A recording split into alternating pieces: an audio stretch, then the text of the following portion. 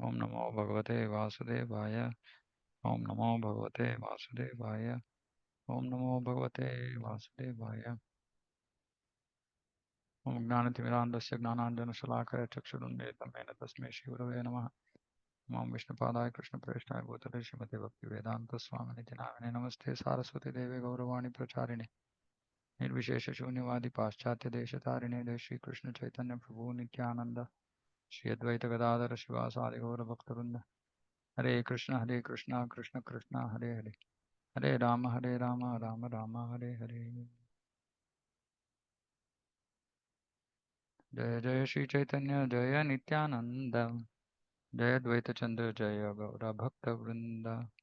जय जय श्री चैतन्य जय नित्यानंद, जय द्वैत चंद्र जय गौर भक्त वृंद। जय जय श्री चैतन्य जय नित्यानंद, जय द्वैत चंद्र जय गौर भक्त वृंद। ಮಧ್ಯಲೀಲಾ ಚೈತನ್ಯ ಚರಿತಾಮೃತ ಮಧ್ಯಲೀಲಾ ಅಧ್ಯಾಯ 7. ಪ್ರಭುಗಳ ದಕ್ಷಿಣ ಭಾರತ ಪರ್ಯಟನೆ. ಶ್ರೀ ಚೈತನ್ಯ ಮಹಾಪ್ರಭುಗಳು ತುಂಬಾ ಕರುಣೆಯುಳ್ಳವರಾದ್ದರಿಂದ ವಾಸುದೇವನೆಂಬ ಒಬ್ಬ ಬ್ರಾಹ್ಮಣನನ್ನು ಅವನಿಗೆ ಇದ್ದ ಕುಷ್ಠ ರೋಗದಿಂದ ಗುಣಪಡಿಸಿದರು. ಆತನನ್ನು ಭಕ್ತಿ ಸೇವೆಯಿಂದ ತೃಪ್ತನಾದ ಸುಂದರನಾದ ಒಬ್ಬ ಪುರುಷನಾಗಿ ಪರಿವರ್ತಿಸಿದರು. ಅಂತಹ ವೈಭವದಿಂದಿರುವ ಪ್ರಭು ಶ್ರೀ ಚೈತನ್ಯರಿಗೆ ಗೌರವಯುತ ಪ್ರಣಾಮಗಳನ್ನು ಅರ್ಪಿಸುತ್ತೇನೆ.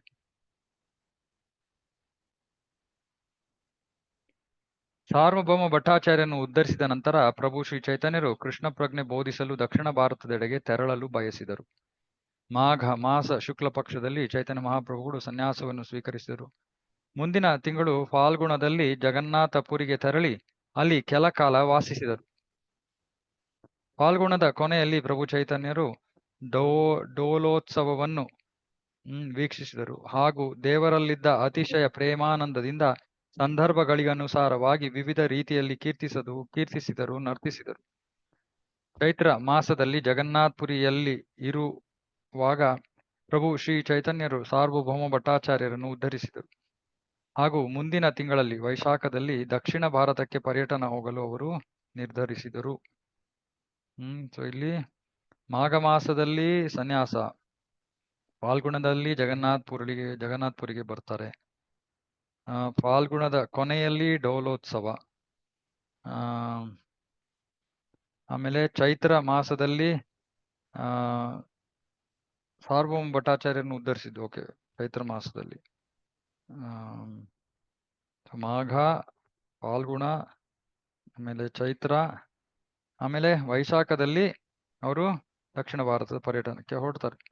ಚೈತನ್ಯ ಮಹಾಪ್ರಭುಗಳು ತಮ್ಮೆಲ್ಲ ಭಕ್ತರನ್ನು ಒಟ್ಟಾಗಿ ಕರೆದು ಅವರ ಕೈಗಳನ್ನು ತಮ್ಮ ಕರಗಳಲ್ಲಿ ಹಿಡಿದು ವಿನಯದಿಂದ ತಿಳಿಸಿದರು. ನೀವೆಲ್ಲರೂ ನನಗೆ ನನ್ನ ಪ್ರಾಣಕ್ಕಿಂತಲೂ ಅಧಿಕವಾಗಿ ಪ್ರಿಯರು. ನಾನು ನನ್ನ ಜೀವವನ್ನು ಬಿಡಬಲ್ಲೆ, ಆದರೆ ನಿಮ್ಮನ್ನು ಬಿಡುವುದೆಂದರೆ ನನಗೆ ಕಷ್ಟವಾಗುತ್ತಿದೆ. ನೋಡಿ ಎಷ್ಟು ಪ್ರೀತಿ ಚೈತನ್ಯ ಮಹಾಪ್ರಭುಗಳಿಗೆ ತಮ್ಮ ಭಕ್ತರನ್ನು ಕಂಡ್ರೆ. ನೀವೆಲ್ಲರೂ ನನ್ನ ಮಿತ್ರರು ಹಾಗೂ ಜಗನ್ನಾಥಪುರಿಗೆ ನನ್ನನ್ನು ಕರೆತರುವುದರ ಮೂಲಕ ಸಖರಾದ ನಿಮ್ಮ ಕರ್ತವ್ಯವನ್ನು ನಿರ್ವಹಿಸಿದ್ದೀರಿ ಮತ್ತು ದೇವಾಲಯದಲ್ಲಿ ಪ್ರಭು ಶ್ರೀ ಜಗನ್ನಾಥನನ್ನು ದರ್ಶಿಸಲು ನನಗೆ ನೀವೆಲ್ಲರೂ ಅವಕಾಶ ಮಾಡಿಕೊಟ್ಟಿರುವಿರಿ. ಇದು ನಾವು ಹೇಗೆ ಕೃಷ್ಣನ ಲೀಲೆಯಲ್ಲಿ ಕೃಷ್ಣನ ಎಲ್ಲ ಸಾವರ್ತಿಗಳಿದ್ದರೋ ಅದೇ ರೀತಿ ಅವರೆಲ್ಲರೂ ಕೂಡ ಈಗ ಅವರೇ ಚೈತನ್ಯ ಲೀಲೆಯಲ್ಲಿ ಚೈತನ್ಯರೊಂದಿಗೆ ಈ ಒಂದು ಲೀಲೆಯಲ್ಲಿ ಭಾಗವಹಿಸಕ್ಕೆ ಪ್ರಕಟ ಆಗಿದ್ದಾರೆ. ಹಾಗಾಗಿ ಕೃಷ್ಣನಿಗೆ ಬಹಳ ಬೇಕಾಗಿರುವಂತಹ ಅವನ ಆಪ್ತ ಭಕ್ತರು ಚೈತನ್ಯ ಮಹಾಪ್ರಭುಗಳ ಅನುಯಾಯಿಗಳು.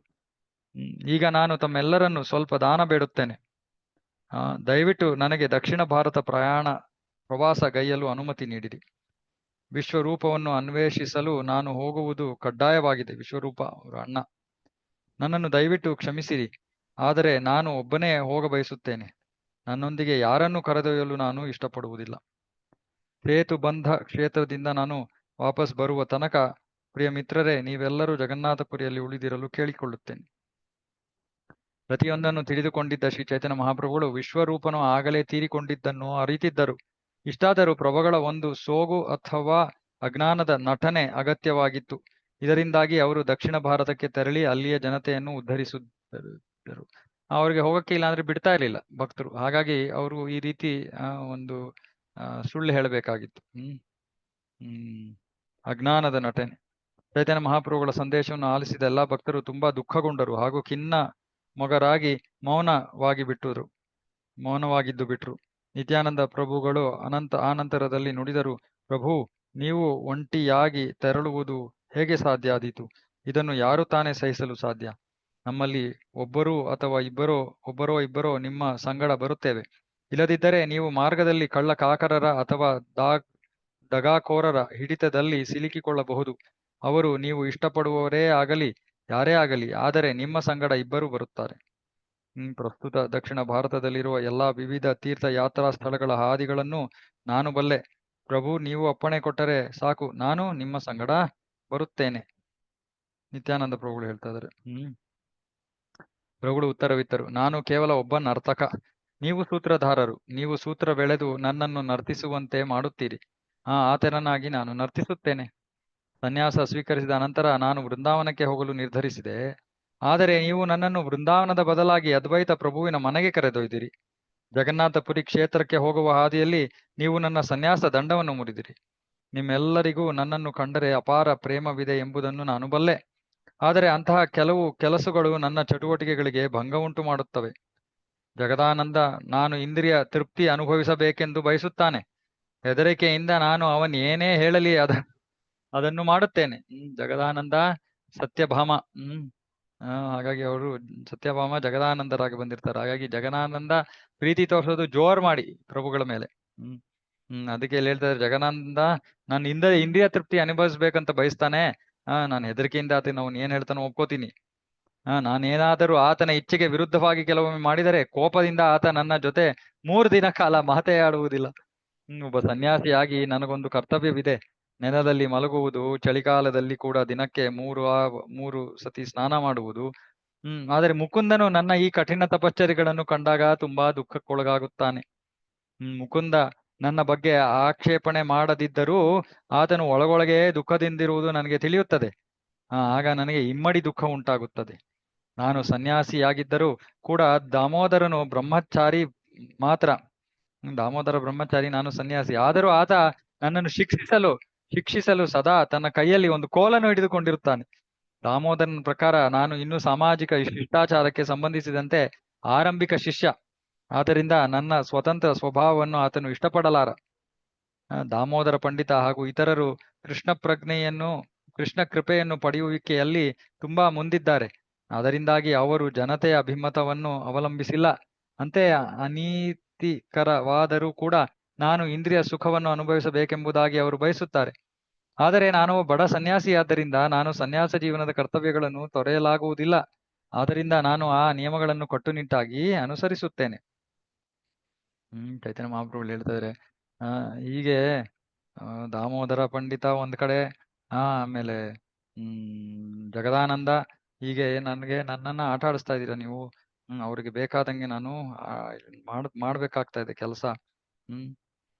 ಅದರಿಂದ ನೀವೆಲ್ಲರೂ ಕೆಲವು ದಿನ ಕಾಲ ನೀಲಾಚಲದಲ್ಲಿರಬೇಕು. ನಾನು ಒಂಟಿಯಾಗಿಯೇ ಪವಿತ್ರ ತೀರ್ಥ ಯಾತ್ರಾ ಸ್ಥಳಗಳನ್ನು ಪ್ರವಾಸ ಮಾಡುತ್ತೇನೆ. ವಾಸ್ತವವಾಗಿ ಪ್ರಭು ಚೈತನ್ಯರು ತಮ್ಮ ಭಕ್ತರೆಲ್ಲರ ಸದ್ಗುಣಗಳಿಂದ ಪ್ರಭಾವಿತರಾಗಿ ನಿಯಂತ್ರಿತರಾಗಿದ್ದರು. ದೋಷಾರೋಪಣೆ ಮಾಡುವ ಸೋಗಿನ ಮೇರೆಗೆ ಪ್ರಭುಗಳು ಈ ಎಲ್ಲ ಗುಣಗಳನ್ನು ಆಸ್ವಾದಿಸಿದರು. ಅವರಿಗೆ ನಿಜವಾಗ್ಲೂ ಅಷ್ಟು ಪ್ರೀತಿಯನ್ನ ತೋರ್ತಾ ಇರೋ ಭಕ್ತರನ್ನ ಕಂಡ್ರೆ ಬಹಳ ಇಷ್ಟವೇ ಆಗಿತ್ತು. ಆದ್ರೆ ಅವರಿಗೆ ದೋಷಾರೋಪಣೆ ಮಾಡೋ ಒಂದು ಸೋಗಿನ ಮೇರೆಗೆ ಅವರನ್ನ ಹೊಗಳ್ತಾ ಇದ್ದಾರೆ.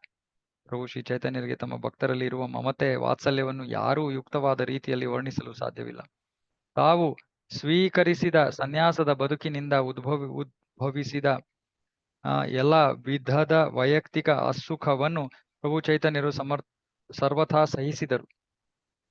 ಚೈತನ್ಯ ಮಹಾಪ್ರಭುಗಳು ಪಾಲಿಸುತ್ತಿದ್ದ ಕೆಲವು ಕ್ರಮಬದ್ಧ ತತ್ವ ನಿಯಮಗಳು ಕೆಲವು ವೇಳೆ ಅಸಹನೀಯ ಆಗಿದ್ದವು ಹಾಗೂ ಎಲ್ಲಾ ಭಕ್ತರು ಆ ನಿಯಮಗಳಿಂದ ತುಂಬಾ ನೊಂದರು. ತಾವು ಕೆಲವು ಕ್ರಮಬದ್ಧ ನಿಯಮಗಳನ್ನು ಕಟ್ಟುನಿಟ್ಟಾಗಿ ಅನುಸರಿಸುತ್ತಿದ್ದರೂ ಕೂಡ ಚೈತನ್ಯ ಮಹಾಪ್ರಭುಗಳು ತಮ್ಮ ಭಕ್ತರು ಅನುಭವಿಸಿದ ದುಃಖವನ್ನು ಸಹಿಸಿಕೊಳ್ಳುತ್ತಿರಲಿಲ್ಲ. ಅವರು ಸನ್ಯಾಸಿಯಾಗಿ ಅವರು ಎಲ್ಲ ಕಟ್ಟುನಿಟ್ಟಾದ ಕ್ರಮಗಳನ್ನ ಕೈಗೊಳ್ತಾ ಇದ್ರು. ಆದ್ರೆ ಭಕ್ತರಿಗೆ ಅದು ಸಂತೋಷ ನೀಡ್ತಾ ಇರ್ಲಿಲ್ಲ. ಭಕ್ತರು ನೊಂದಿದ್ದಾರೆ ಅನ್ನೋ ತಿಳ್ಕೊಂಡು ಚೈತನ್ಯ ಮಹಾಪ್ರಭುಗಳಿಗೆ ಇನ್ನೂ ನೋವು ಆಗ್ತಾ ಇತ್ತು. ಅದರಿಂದಾಗಿ ತಮ್ಮನ್ನು ಹಿಂಬಾಲಿಸುವ ಭಕ್ತರನ್ನು ಹಾಗೂ ಆ ಭಕ್ತರು ಅಸುಖಿಗಳಾಗುವುದನ್ನು ತಡೆಯಲೋಸುವಾಗಿ ಅವರ ಗುಣಗಳನ್ನು ಅಪರಾಧಗಳೆಂದು ಚೈತನ್ಯ ಮಹಾಪ್ರಭುಗಳು ದೃಢವಾಗಿ ತಿಳಿಸಿದರು. ಹ್ಮ್ ಹ್ಮ್ ಹ್ಮ್ ಅವ್ರಿಗೆಲ್ಲ ನೋವಾಗುತ್ತೆ. ಆದ್ರೆ ಯಾರು ನನ್ನ ಹಿಂದೆ ಬರಬಾರ್ದು ಅನ್ನೋ ಉದ್ದೇಶದಿಂದ ಅವರು ಅದನ್ನ ಒಂದು ದೋಷದ ರೀತಿಯಲ್ಲಿ ಅದು ಅವರು ಹೇಳ್ತಾ ಇದ್ದಾರೆ ಅಷ್ಟೇ. ಅಲ್ಲಿಂದ ಅನಂತರದಲ್ಲಿ 4 ಭಕ್ತರು ತಾವು ಪ್ರಭುಗಳ ಸಂಗಡ ಬರುವುದಾಗಿ ಒತ್ತಾಯಿಸಿದರು. ಆದರೆ ಸರ್ವ ಸ್ವತಂತ್ರ ಪರಮ ಪುರುಷನಾದ ಚೈತನ್ಯ ಮಹಾಪ್ರಭುಗಳು ಅವರ ಬೇಡಿಕೆಯನ್ನು ಒಪ್ಪಲಿಲ್ಲ. ಅಲ್ಲಿಂದ ಆಮೇಲೆ ನಿತ್ಯಾನಂದ ಪ್ರಭುಗಳು ನುಡಿದರು, ಪ್ರಭು ನೀವು ಏನು ಆಜ್ಞೆ ಮಾಡುವಿರೋ ಅದು ಸುಖದಲ್ಲಿ ಅಥವಾ ಅಸುಖದಲ್ಲಿ ಪರ್ಯವಸನಗೊಳ್ಳಲಿ, ಅದೇ ನನ್ನ ಕರ್ತವ್ಯವಾಗುತ್ತದೆ. ಆದರೂ ನಾನು ತಮ್ಮಲ್ಲಿ ಒಂದು ವಿನಂತಿ ಮಾಡುತ್ತಿದ್ದೇನೆ, ದಯವಿಟ್ಟು ಅದನ್ನು ಪರಿಶೀಲಿಸಿ ಹಾಗೂ ನಿಮಗೆ ನನ್ನ ವಿನಂತಿ ಸೂಕ್ತವೆನಿಸಿದಲ್ಲಿ ಅದನ್ನು ದಯಮಾಡಿ ಒಪ್ಪಿಕೊಳ್ಳಿರಿ. ನಮ್ಮೊಂದಿಗೊಂದು ನಿಮ್ಮೊಂದಿಗೊಂದು ಕೌಪೀನ ವಸ್ತ್ರ, ಅಂಗವಸ್ತ್ರ, ಹೊರಗಣ ಉಡುಪುಗಳು ಮತ್ತು ನೀರಿನ ತಂಬಿಗೆ, ಇದಕ್ಕೆ ಹೆಚ್ಚಿನದು ಏನು ನೀವು ತೆಗೆದುಕೊಳ್ಳಕೂಡದು. ನಿಮ್ಮೆರಡು ಕೈಗಳು ಯಾವಾಗಲೂ ಭಗವಂತನ ಪವಿತ್ರ ನಾಮಾವಳಿಯನ್ನು ಪಠಿಸುವ ಹಾಗೂ ಎಣಿಸುವುದರಲ್ಲಿ ನಿರತವಾಗಿರುವ ಪ್ರಯುಕ್ತ ನೀರು ತಂಬಿಗೆ, ಮೈಗೆ ಧರಿಸುವ ಹೊರ ಉಡುಪು, ಇವುಗಳನ್ನು ಒಯ್ಯಲು ನೀವು ಹೇಗೆ ಶಕ್ತರಾಗುತ್ತೀರಿ? ನಿತ್ಯಾನಂದ ಪ್ರಭುಗಳು ಹೇಳ್ತಾ ಇದಾರೆ, ನೀವು ಒಂದಿಷ್ಟು ಸ್ವಲ್ಪ ವಸ್ತ್ರ ತಗೊಂಡೋಗ್ಬೇಕು, ಅಂಗವಸ್ತ್ರ, ಕೌಪೀನ ವಸ್ತ್ರ, ಹೊರಗಿನ ಉಡುಪು, ಮತ್ತೆ ಒಂದು ನೀರಿನ ತಂಬಿಗೆ. ಅರೆ ನಿಮ್ಮ 2 ಕೈಗಳು ಕೂಡ ಜಪ ಮಾಡೋದ್ರಲ್ಲಿ ನಿರತವಾಗಿರುವಾಗ ಇವುಗಳನ್ನ ನೀವು ಹೇಗೆ ಹೊತ್ಕೊಂಡು ಹೋಗ್ತೀರಾ? ಮಾರ್ಗ ಮಧ್ಯೆ ಯಾವಾಗಲಾದರೂ ದೈವೋನ್ಮಾದದ ಪ್ರೇಮ ಪರವಶತೆಯಿಂದ ನೀವು ಸ್ಮೃತಿ ತಪ್ಪಿ ಬಿದ್ದರೆ ನಿಮ್ಮ ಸಾಮಗ್ರಿಗಳು, ನೀರು ತುಂಬಿಗೆ, ಬಟ್ಟೆ, ಬರೆ, ಇತರ ಸಲಕರಣೆಗಳನ್ನು ಕಾಪಾಡುವವರು ಯಾರು? ನಿತ್ಯಾನಂದ ಪ್ರಭು ಮುಂದುವರಿಸಿದರು, ಇಲ್ಲಿ ಕೃಷ್ಣದಾಸನೆಂಬ ಸರಳ ಬ್ರಾಹ್ಮಣನೊಬ್ಬನಿದ್ದಾನೆ. ಅವನನ್ನು ತಾವು ಒಪ್ಪಿಕೊಂಡು ತಮ್ಮ ಸಂಗಡ ಕರೆದೊಯ್ಯಿರಿ, ಅದೇ ನನ್ನ ಬೇಡಿಕೆ. ಒಂದು ನಿಮಿಷ, ಇದು ಮುಖ್ಯವಾದ ಒಂದು ಕಾಲು.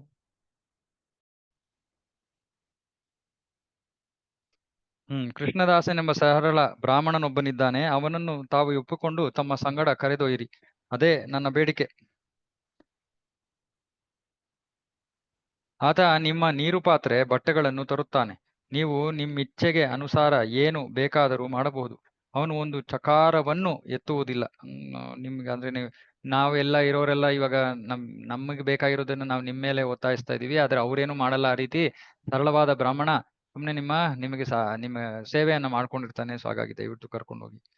ನಿತ್ಯಾನಂದ ಪ್ರಭುಗಳ ಕೋರಿಕೆಯನ್ನು ಅನುಮೋದಿಸಿ ಪ್ರಭು ಶ್ರೀ ಚೈತನ್ಯರು ಮತ್ತಿತರ ಭಕ್ತರು ಸಾರ್ವಭೌಮ ಭಟ್ಟಾಚಾರ್ಯರ ಮನೆಗೆ ತೆರಳಿದರು. ಅವರೆಲ್ಲರೂ ಸಾರ್ವಭೌಮ ಭಟ್ಟಾಚಾರ್ಯರ ಮನೆಯನ್ನು ಪ್ರವೇಶಿಸಿದ ಕೂಡಲೇ ಭಟ್ಟಾಚಾರ್ಯರು ಪ್ರಭು ಚೈತನ್ಯರಿಗೆ ಗೌರವ ಪ್ರಣಾಮಗಳನ್ನು ಅರ್ಪಿಸಿ ಕುಳ್ಳಿರಲು ಆಸನ ಸಮರ್ಪಿಸಿದರು. ಇತರ ಎಲ್ಲಾ ಭಕ್ತರು ಕುಳಿತಾದ ನಂತರ ಭಟ್ಟಾಚಾರ್ಯರು ತಮ್ಮ ಆಸನದಲ್ಲಿ ಕುಳಿತರು. ಭಗವಾನ್ ಕೃಷ್ಣನನ್ನು ಕುರಿತ ವಿವಿಧ ವಿಚಾರಗಳನ್ನು ಪರಸ್ಪರ ಚರ್ಚಿಸಿದ ನಂತರ ಚೈತನ್ಯ ಮಹಾಪ್ರಭುಗಳು ಸಾರ್ವಭೌಮ ಭಟ್ಟಾಚಾರ್ಯರಿಗೆ ಇಂತು ತಿಳಿಸಿದರು. ಭಟ್ಟಾಚಾರ್ಯ, ನಿಮ್ಮ ಆಣತಿಯನ್ನು ಸ್ವೀಕರಿಸಲೆಂದೇ ನಾನು ನಿಮ್ಮೆಡೆಗೆ ಬಂದಿದ್ದೇನೆ. ನನ್ನ ಅಣ್ಣನಾದ ವಿಶ್ವರೂಪನು ಸನ್ಯಾಸ ತೆಗೆದುಕೊಂಡು ದಕ್ಷಿಣ ಭಾರತಕ್ಕೆ ತೆರಳಿದ್ದಾನೆ. ಈಗ ನಾನು ಅವನನ್ನು ಹುಡುಕಲು ಹೋಗಬೇಕಾಗಿದೆ. ನಾನು ದಕ್ಷಿಣ ಭಾರತ ಪ್ರವಾಸ ಮಾಡಬೇಕಾಗಿದೆ. ಹೋಗಲು ನನಗೆ ಅನುಮತಿಸಿರಿ. ನಿಮ್ಮ ಅನುಮತಿಯೊಂದಿಗೆ ನಾನು ಕ್ಷಿಪ್ರದಲ್ಲಿಯೇ ಸುಖವಾಗಿ ಹಿಂತಿರುಗುತ್ತೇನೆ. ಪ್ರಭುಗಳ ಮಾತು ಆಲಿಸಿದ ಸಾರ್ವಭೌಮ ಭಟ್ಟಾಚಾರ್ಯರು ತುಂಬಾ ಕಳವಳಗೊಂಡರು. ಚೈತನ್ಯ ಮಹಾಪ್ರಭುಗಳ ಪಾದ ಕಮಲಗಳನ್ನು ಹಿಡಿದು ದುಃಖ ಭರಿತ ಉತ್ತರವನ್ನವರು ನೀಡಿದರು. ಅನೇಕ ಜನ್ಮಗಳ ನಂತರ ಯಾವುದೋ ಪುಣ್ಯದ ಫಲವಾಗಿ ತಮ್ಮ ಸಹವಾಸ ನಾನು ಪಡೆದೆ. ಈಗ ವಿಧಿಯು ಈ ಅಮೂಲ್ಯ ಸಂಘವನ್ನು ಒಡೆಯುತ್ತಿದೆ. ನನ್ನ ತಲೆಯ ಮೇಲೆ ಸಿಡಿಲು ಬಡಿಯಲಿ ಅಥವಾ ಮಗ ಮರಣ ಹೊಂದಲಿ, ನಾನು ಅದನ್ನು ಸಹಿಸಬಲ್ಲೆ. ಆದರೆ ತಮ್ಮಿಂದ ಆಗಲುವ ಅಸುಖವನ್ನು ಮಾತ್ರ ತಾಳಲಾರೆ. ನನ್ನ ಪ್ರೀತಿಯ ಪ್ರಭುವೇ, ನೀವು ಸರ್ವತಂತ್ರ ಸ್ವತಂತ್ರ ಪರಮ ಪ್ರಭು. ಸರ್ವತಂತ್ರ ಸ್ವತಂತ್ರ ಪರಮ ಪ್ರಭು. ಖಂಡಿತ ನೀವು ಅಗಲುವಿರಿ, ನಾನು ಬಲ್ಲೆನು. ಆದರೂ ತಾವು ಇನ್ನೂ ಕೆಲವು ದಿನ ಇಲ್ಲಿ ಇರಿ. ತಮ್ಮ ಚರಣಾರವಿಂದಗಳನ್ನು ನಾನು ಕಾಣಲು ಸಾಧ್ಯ ಆಗುತ್ತದೆ. ಸಾರ್ವಭೌಮ ಭಟ್ಟಾಚಾರ್ಯರ ಬೇಡಿಕೆಯ ಮೇರೆಗೆ ಚೈತನ್ಯ ಮಹಾಪ್ರಭು ಮೃದು ಚಿತ್ತರಾದರು. ಅಲ್ಲಿಂದ ತೆರಳದೆ ಇನ್ನೂ ಕೆಲವು ದಿನ ಕಾಲ ಅವರು ಅಲ್ಲೇ ನೆಲೆಸಿದರು. ನೋಡಿ, ಭಗವಂತ ಹಿಂಗೆ ಭಕ್ತರ ಪ್ರೀತಿಗೆ ಅವನು ಒಲಿತಾನೆ. ಸಾರ್ವಭೌಮ ಭಟ್ಟಾಚಾರ್ಯರು ಅಷ್ಟು ಪ್ರೀತಿಯಿಂದ ಇನ್ನೊಂದ್ ಸ್ವಲ್ಪ ದಿನ ಇಲ್ಲಿ ನನ್ನ ಜೊತೆ ಇರಿ ಅಂದ್ರೆ ಒಪ್ಕೊಂಡ್ಬಿಟ್ರು. ಸಾರ್ವಭೌಮ ಭಟ್ಟಾಚಾರ್ಯರು ತುಂಬು ಉತ್ಸಾಹ ಆಸೆಗಳಿಂದ ಪ್ರಭು ಚೈತನ್ಯರನ್ನು ಅವರ ಮನೆಗೆ ಆಮಂತ್ರಿಸಿ ಸೊಗಸಾದ ಭೋಜನ ಉಣಬಡಿಸಿದರು. ಭಟ್ಟಾಚಾರ್ಯರ ಪತ್ನಿಯ ಹೆಸರು ಶಾಠೀರ ಮಾತ. ಆಕೆಯೇ ಅಡುಗೆ ಮಾಡಿದರು. ಈ ಲೀಲೆಗಳ ನಿರೂಪಣೆಗಳು ಬಹು ಅದ್ಭುತವಾದವಾಗಿವೆ. ಅನಂತರ ನಾನು ಇದನ್ನು ಇನ್ನೂ ವಿಸ್ತಾರವಾಗಿ ತಿಳಿಸುತ್ತೇನೆ. ಆದರೆ ಪ್ರಕೃತದಲ್ಲಿ ಈ ಚೈತನ್ಯ ಮಹಾಪ್ರಭುಗಳ ದಕ್ಷಿಣ ಭಾರತ ಪ್ರವಾಸವನ್ನು ವರ್ಣಿಸಲು ಇಚ್ಛಿಸುವೆ.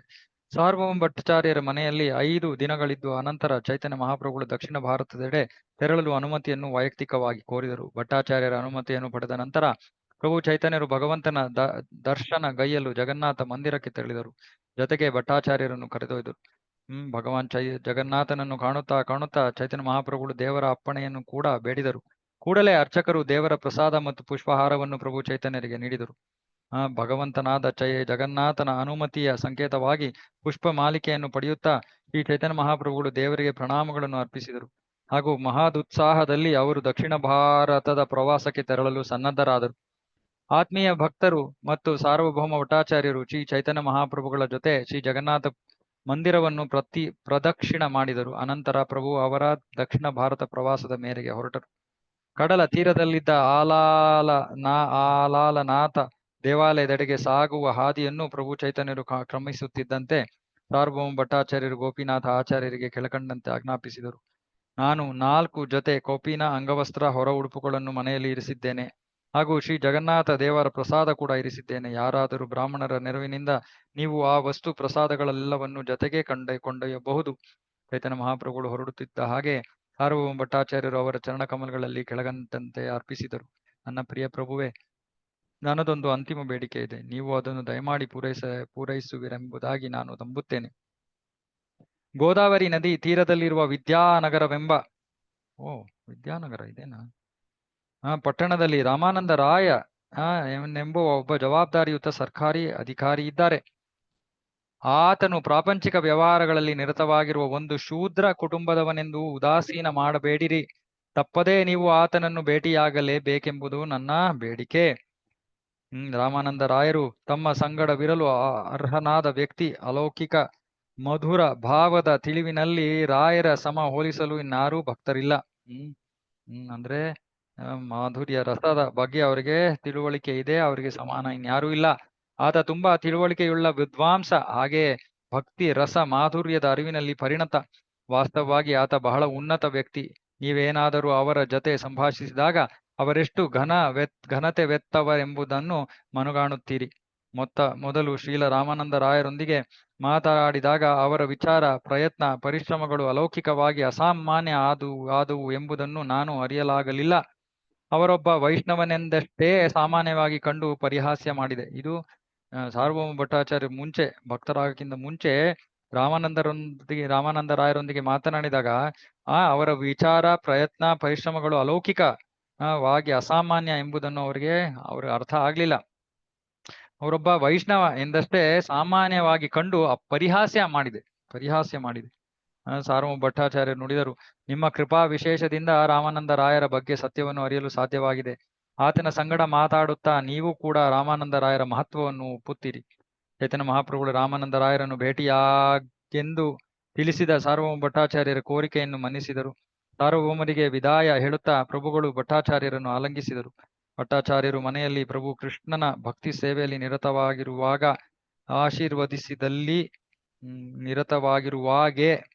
ಆಶೀರ್ವದಿಸಿದಲ್ಲಿ ಸಾರ್ವಭೌಮರ ಆ ಕೃಪೆಯಿಂದಾಗಿ ತಾನು ಮತ್ತೆ ಜಗನ್ನಾಥಪುರಿ ಕ್ಷೇತ್ರಕ್ಕೆ ಹಿಂದಿರುಗಬಹುದೆಂಬುದಾಗಿ ಚೈತನ್ಯ ಮಹಾಪ್ರಭುಗಳು ಅವರನ್ನು ಕೋರಿದರು. ಭಟ್ಟಾಚಾರ್ಯರು ಮನೆಯಲ್ಲಿ ಪ್ರಭು ಕೃಷ್ಣನ ಭಕ್ತಿ ಸೇವೆಯಲ್ಲಿ ನಿರತವಾಗಿರುವಾಗೆ ಆಶೀರ್ವದಿಸಿದಲ್ಲಿ ಸಾರ್ವಭೌಮರ ಆ ಕೃಪೆಯಿಂದಾಗಿ ತಾನು ಮತ್ತೆ ಜಗನ್ನಾಥಪುರಿ ಕ್ಷೇತ್ರಕ್ಕೆ ಹಿಂದಿರುಗಬಹುದೆಂಬುದಾಗಿ ಚೈತನ್ಯ ಮಹಾಪ್ರಭುಗಳು ಅವರನ್ನು ಕೋರಿದರು. ಚೈತನ್ಯ ಮಹಾಪ್ರಭುಗಳು ಭಟ್ಟಾಚಾರ್ಯರನ್ನು ಕೋರ್ತಾ ಇದ್ದಾರೆ, ನೀವು ಭಕ್ತಿ ಸೇವೆಯಲ್ಲಿ ತೊಡಿರುವಾಗ ನನಗೆ ಆಶೀರ್ವದಿಸಿ, ಆಗ ನಾನು ಮತ್ತೆ ವಾಪಸ್ ಬರಕ್ಕೆ ಸಾಧ್ಯವಾಗುತ್ತೆ. ಇದನ್ನು ಹೇಳುತ್ತಾ ಚೈತನ್ಯ ಮಹಾಪ್ರಭುಗಳು ಅವರ ಪ್ರವಾಸದ ಮೇರೆಗೆ ನಿರ್ಗಮಿಸಿದರು. ಸಾರ್ವಭೌಮ ಭಟ್ಟಾಚಾರ್ಯರಾದರೂ ಕೂಡಲೇ ಸ್ಮೃತಿ ತಪ್ಪಿ ನೆಲಕ್ಕುರುಳಿದರು.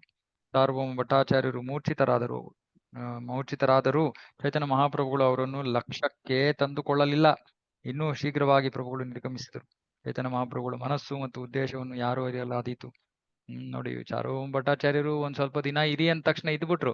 ಇವಾಗ ಅದೇ ಸಾರ್ವಭೌಮ ಭಟ್ಟಾಚಾರ್ಯರು ಪ್ರಜ್ಞೆ ತಪ್ಪಿ ಬಿದ್ದಿದ್ದಾರೆ. ಅದೇ ಚೈತನ್ಯ ಮಹಾಪ್ರಭುಗಳು ನಿಲ್ಲಿಲ್ಲ, ಹೊಟ್ಟೋಗ್ಬಿಟ್ರು. ಅದಕ್ಕೆ ಕೃಷ್ಣದಾಸ್ ಕವಿರಾಜ್ ಗೋಸ್ವಾಮಿ ಹೇಳ್ತಾ ಇದ್ದಾರೆ, ಚೈತನ್ಯ ಮಹಾಪ್ರಭುಗಳ ಮನಸ್ಸು ಮತ್ತು ಉದ್ದೇಶವನ್ನು ಯಾರು ತಾನೇ ಅರಿಯಕ್ಕೆ ಸಾಧ್ಯ? ಅಸಾಧಾರಣ ವ್ಯಕ್ತಿಯ ಮನಸ್ಸಿನ ಸ್ವಭಾವವಿದು. ಕೆಲವು ವೇಳೆ ಅದು ಒಂದು ಹೂವಿನಂತೆ ಮೃದು, ಆದರೆ ಕೆಲವು ವೇಳೆ ಅದು ವಜ್ರಾಯುಧದಷ್ಟೇ ಕಠಿಣವಾಗಿರುತ್ತದೆ. ಸಾಮಾನ್ಯ ವರ್ತನೆಗೆ ಮಿಗಿಲಾಗಿ ಇರುವವರ ಹೃದಯಗಳು ಕೆಲವೊಮ್ಮೆ ವಜ್ರಾಯುಧಕ್ಕಿಂತಲೂ ಕಠಿಣವಾಗಿ ಇರುತ್ತವೆ ಹಾಗೂ ಕೆಲವು ವೇಳೆ ಹೂವಿಗಿಂತ ಮೃದು ಆಗಿರುತ್ತವೆ. ಮಹಾಪುರುಷರಲ್ಲಿ ಅಂತಹ ಅಸಂಗತಗಳನ್ನು ಯಾರು ತಾನೇ ಹೇಗೆ ಸಂಯೋಜಿಸಿದಾರು. ಇದು ವಜ್ರಾದಪಿ ಕಠೋರಾಣಿ ಮೃದೂನಿ ಕುಸುಮಾದಪಿ. ವೈಷ್ಣವರ ಹೃದಯ ಇದು.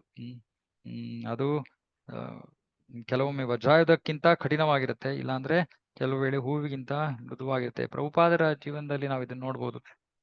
ವ್ಯಾಸಾಸನದ ಮೇಲೆ ಕೂತ್ಕೊಂಡಾಗ ವಜ್ರಕ್ಕಿಂತ ಕಠೋರವ.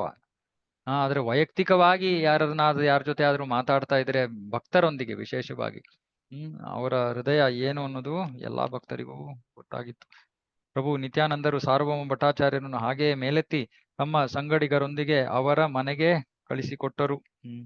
ನಿತ್ಯಾನಂದ ಪ್ರಭುಗಳು ಭಟ್ಟಾಚಾರ್ಯರ ಕೆಳಗಡೆ ಬಿದ್ದುಬಿಟ್ಟಿದ್ರು, ಅವರನ್ನ ಮೇಲೆತ್ತಿ ಅವರ ಬೇರೆ ಸಂಗಡಿಗರೊಂದಿಗೆ ಮನೆಗೆ ಕಳಿಸ್ಕೊಡ್ತಾರೆ.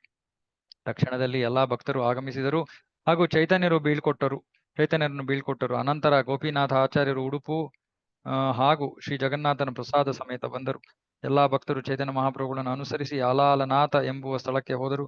ಅಲ್ಲಿ ಅವರೆಲ್ಲರೂ ಅನೇಕ ವಿಧ ಸ್ತುತಿ ಮಾಡಿದರು ಮತ್ತು ಗೌರವಗಳನ್ನು ಅರ್ಪಿಸಿದರು. ಮಹಾ ಆನಂದದಾವೇಶದಿಂದ ಕೆಲವು ಸಮಯದ ತನಕ ಚೈತನ್ಯ ಮಹಾಪ್ರಭುಗಳನ್ನು ಅರ್ಪಿಸಿದರು ಮತ್ತು ಕೀರ್ತಿಸಿದರು. ವಾಸ್ತವವಾಗಿ ಎಲ್ಲ ನೆರೆಹೊರೆಯವರೂ ಅವರನ್ನು ಕಾಣಲೆಂದು ಬಂದರು. ಗೌರಹರಿ ಎಂದು ಹೆಸರಾದ ಚೈತನ್ಯ ಮಹಾಪ್ರಭುಗಳ ಸುತ್ತ ಸೇರಿದ ಭಕ್ತ ಜನತೆಯು ಹರಿಯ ಪವಿತ್ರ ನಾಮವನ್ನು ಗಟ್ಟಿಯಾಗಿ ಕೂಗಲಾರಂಭಿಸಿದರು. ತನ್ನದೇ ಆದ ಪ್ರೇಮ ಪರವಶತೆಯಲ್ಲಿ ಮುಳುಗಿದ ಶ್ರೀ ಚೈತನ್ಯ ಮಹಾಪ್ರಭುಗಳು ಭಕ್ತ ಸಮೂಹದ ನಡುವೆ ನರ್ತಿಸಿದರು. ಚೈತನ್ಯ ಮಹಾಪ್ರಭುಗಳ ಶರೀರವು ಸಹಜವಾಗಿಯೇ ಬಹು ಸುಂದರವಾದದ್ದಾಗಿತ್ತು. ಅರುಣ ವರ್ಣದ ಕಾವಿಯುಟ್ಟ ಕರಗಿದ ಚಿನ್ನದ ಬಣ್ಣದವರು ಚೈತನ್ಯರು. ಅರುಣ ವರ್ಣದ ಕಾವಿಯುಟ್ಟ ಕರಗಿದ ಚಿನ್ನದ ಬಣ್ಣದವರು ಚೈತನ್ಯರು. ನಿಜವಾಗಿ ಹೇಳಬೇಕೆಂದರೆ ಅವರು ತುಂಬಾ ಸುಂದರರಾಗಿದ್ದರು. ಭಾವ ಪರವಶತೆಯಿಂದ ರೋಮಾಂಚನಗೊಂಡು ಕಣ್ಣುಗಳಲ್ಲಿ ಕಂಬನಿ ಹರಿಯುತ್ತಿದ್ದಂತೆ ಅವರ ಶರೀರವಿಡೀ ಭಾವ ಪರವಶತೆಯಿಂದ ಕಂಪಿಸುತ್ತಿತ್ತು ಹಾಗೂ ಬೆವರುತ್ತಿತ್ತು. ಅಲ್ಲಿ ನೆರೆದ ಪ್ರತಿಯೊಬ್ಬರೂ ಶ್ರೀ ಚೈತನ್ಯ ಮಹಾಪ್ರಭುಗಳ ನರ್ತನ ಹಾಗೂ ಅವರ ಶರೀರ ಪರಿವರ್ತನೆಗಳನ್ನು ಕಂಡು ವಿಸ್ಮಯಗೊಂಡರು. ಯಾರೇ ಬಂದರೂ ಅವರು ಮನೆಗೆ ಹಿಂದಿರುಗಲು ಇಚ್ಛಿಸಲಿಲ್ಲ. ಅಲ್ಲಿದ್ದ ಪ್ರತಿಯೊಬ್ಬರು ಅಂದರೆ ಮಕ್ಕಳು, ವೃದ್ಧರು, ಸ್ತ್ರೀಯರಾದಿಯಾಗಿ ಶ್ರೀಕೃಷ್ಣ, ಶ್ರೀ ಗೋಪಾಲ ಎಂಬುದಾಗಿ ದೇವರ ಪವಿತ್ರ ನಾಮಗಳನ್ನು ಪಠಿಸುತ್ತಾ ನರ್ತಿಸಲಾರಂಭಿಸಿದರು. ಈ ರೀತಿಯಲ್ಲಿ ಅವರೆಲ್ಲರೂ ದೈವ ಪ್ರೇಮ ಸಾಗರದಲ್ಲಿ ಹಾಗೆಯೇ ತೇಲಿದರು.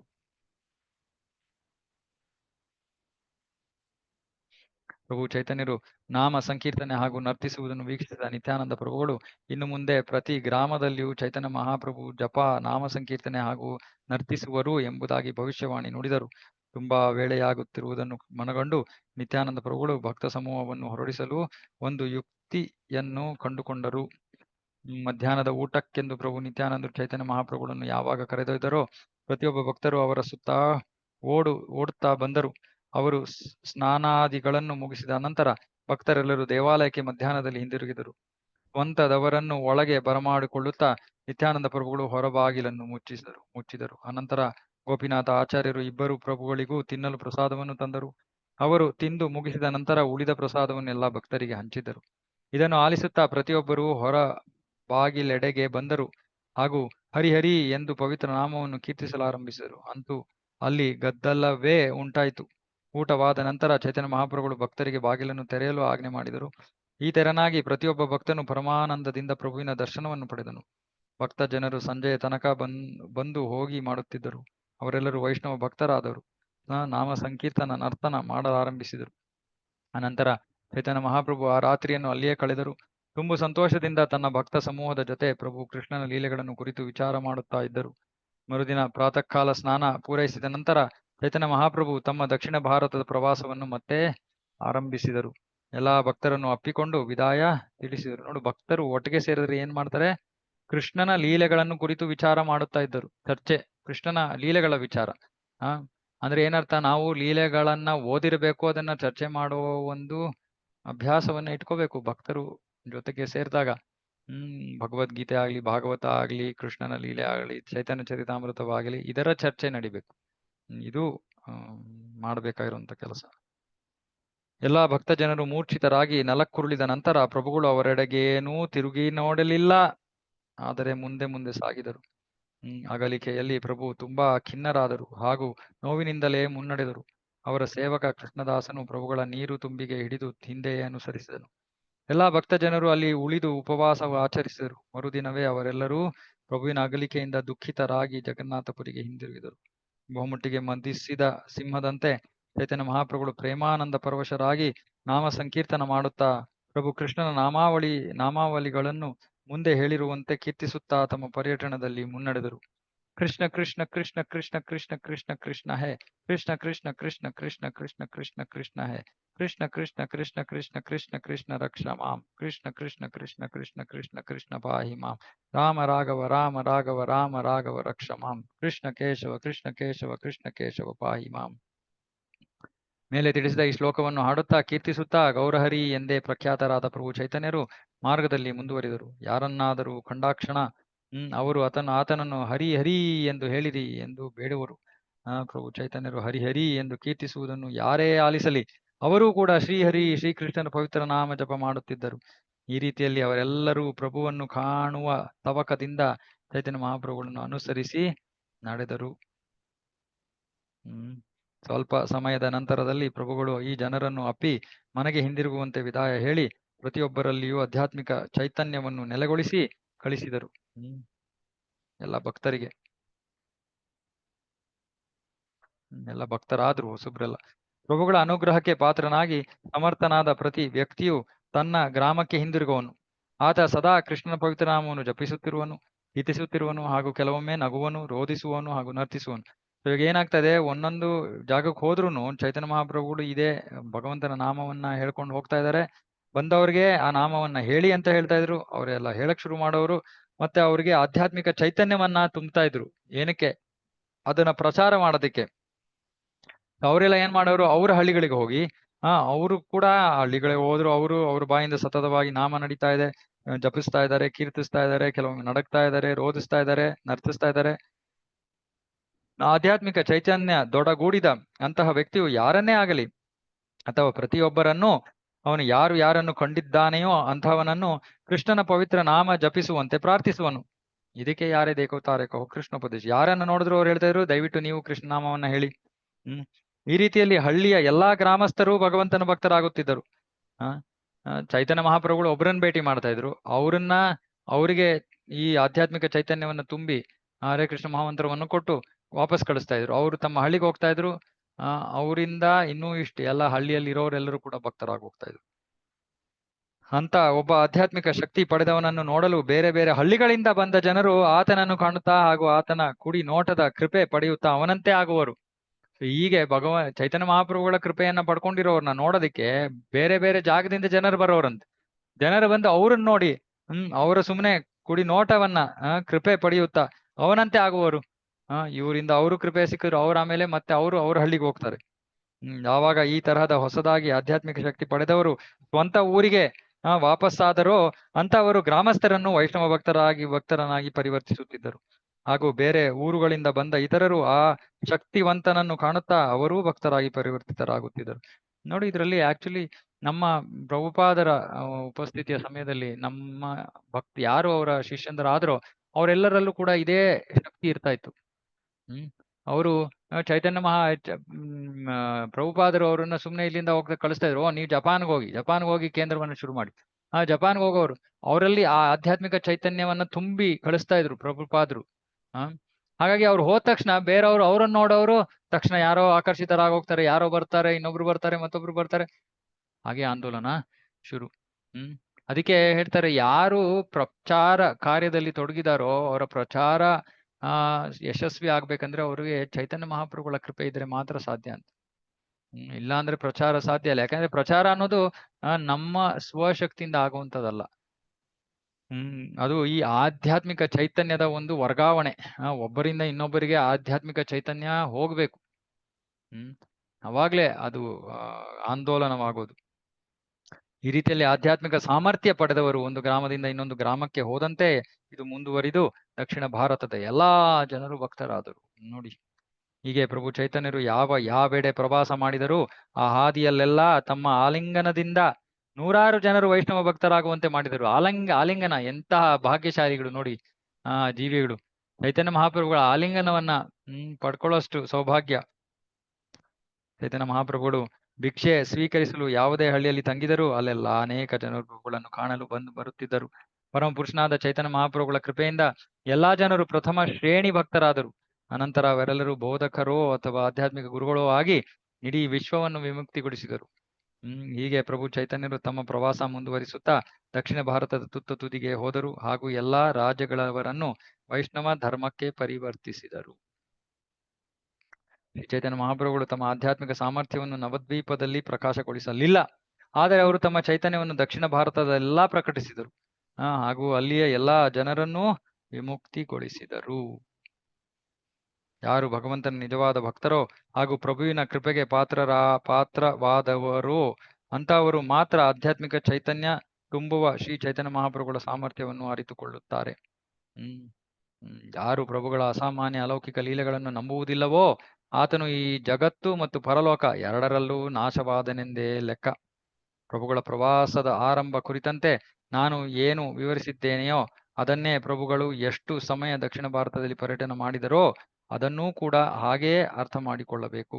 ಅಂದ್ರೆ ಅವ್ರು ಎಲ್ಲೋದ್ರೂ ಇದೇ ನಡೀತಾ ಇದ್ದಿದ್ದು. ಪ್ರಭು ಚೈತನ್ಯರು ಕೂರ್ಮ ಕ್ಷೇತ್ರವೆಂಬ ಪವಿತ್ರ ತೀರ್ಥಕ್ಷೇತ್ರಕ್ಕೆ ಬಂದರು. ದೇವರನ್ನು ದರ್ಶಿಸಿದ ಪ್ರಭುಗಳು ತಮ್ಮ ಪ್ರಾರ್ಥನೆ ಹಾಗೂ ಪ್ರಣಾಮಗಳನ್ನು ಅರ್ಪಿಸಿದರು. ಓಕೆ, ಇಲ್ಲಿಗೆ ನಿಲ್ಸೋಣ. ಇವತ್ತಿಗೆ ಸ್ವಲ್ಪ ಕೆಲಸವಿದೆ, ಇದನ್ನ ನಾಳೆ ಮುಂದುವರ್ಸೋಣ. 113ರಿಂದ ನಾಳೆ ಮುಂದುವರ್ಸೋಣ. ಶ್ರೀ ಚೈತನ್ಯ ಚರಿತಾಮೃತ ಕಿ ಜಯ. ಜಗದ್ಗುರು ಶ್ರೀಲ ಪ್ರಭುಪಾದ ಕಿ ಜಯ. ವಾಂಛಾಕಲ್ಪತರುಭ್ಯಶ್ಚ ಕೃಪಾ ಸಿಂಧುಭ್ಯಶ್ಚ ಪತಿತಾನಾಂ ಪಾವನೇಭ್ಯೋ ವೈಷ್ಣವೇಭ್ಯೋ ನಮೋ ನಮಃ. ಹರೇ ಕೃಷ್ಣ.